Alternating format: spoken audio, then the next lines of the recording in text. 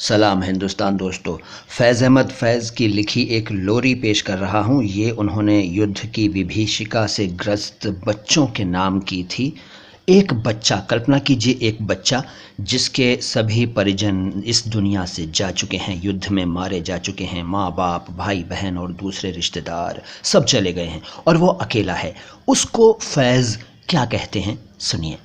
मत रो बच्चे, रो रो के अभी तेरी अम्मी की आंख लगी है। मत रो बच्चे, रो रो के अभी तेरी अम्मी की आंख लगी है। मत रो बच्चे, कुछ ही पहले तेरे अब्बा ने अपने गम से रुखसत ली है। मत रो बच्चे, कुछ ही पहले तेरे अब्बा ने अपने गम से रुखसत ली है।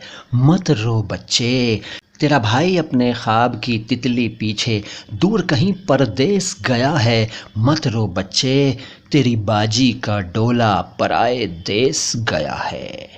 मत रो बच्चे, तेरे आंगन में मुर्दा सूरज नहला के गए हैं, चंद्रमा दफना के गए हैं। मत रो बच्चे, अम्मी, अब्बा, बाजी, भाई, चांद और सूरज, तू गर रोएगा तो ये सब और भी तुझको रुलवाएंगे। तू मुस्काएगा तो शायद सारे एक दिन भेस बदल कर तुझसे खेलने लौट आएंगे। तुझसे खेलने लौट आएंगे। तुझसे खेलने लौट आएंगे।